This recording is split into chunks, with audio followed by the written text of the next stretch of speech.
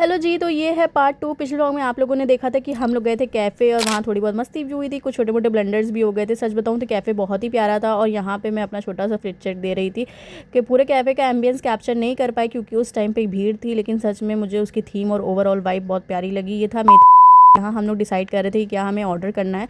Menu में काफ़ी अच्छे अच्छे ऑप्शन थे, लेकिन सबसे अच्छी बात मुझे ये लगी कि ऑलमोस्ट सभी कुछ अफोर्डेबल था। और यहाँ तो मुझे खुद ही नहीं समझ में आ रहा मैं क्या कर रही थी। मतलब शायद हमारी फ्रेंड एक डिफरेंट स्टाइल का रबर बैंड लगा के आ गई थी, उसी पे हंसी मजाक चल रहा था। और फिर आ गया था हम लोगों का ऑर्डर। हमने red sauce pasta, chowmein, KitKat shake order किया था। पास्ता थोड़ा स्पाइसी था लेकिन टेस्ट काफ़ी अच्छा था।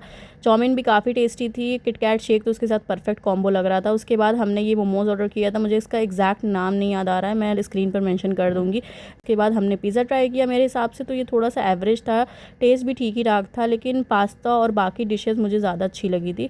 और लास्ट में हमने एक कॉम्बो ट्राई किया था जिसमें बर्गर, फ्राइज़, कोल्ड ड्रिंक थी।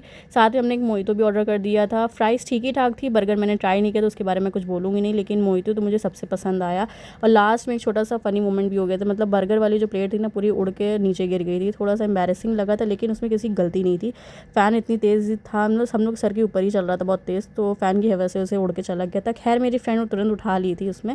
फिर आई पेमेंट की बारी, तो हमारी एक फ्रेंड ने पेमेंट करने गई थी, लेकिन जैसे ही नोट निकाला पता चला कि पूरी तरीके से वो धुल चुकी है।